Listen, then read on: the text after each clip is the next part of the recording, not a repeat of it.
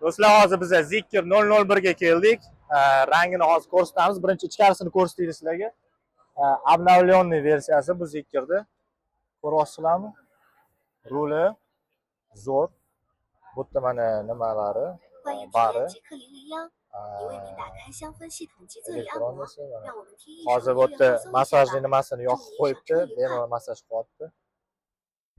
Eshiklari yopilgan, ko'ryapsizlarmi? Bu yerda mana panorama lyuk. Zikr juda zo'r mashina. Bari.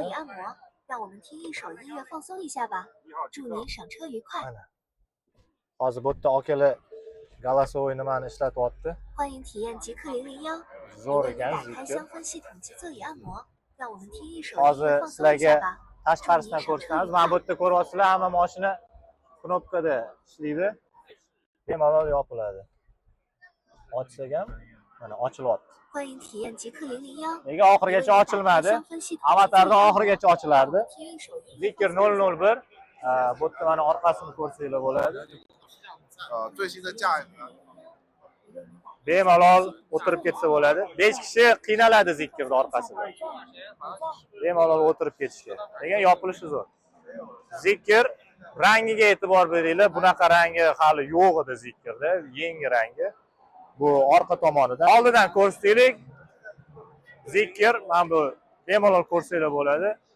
Hozir sizlarga xarakteristikalari haqida so'rab bilib beramiz. Lekin mashinaga bitta videoga baho beringlar. Ko'ryapsizlarmi? 001.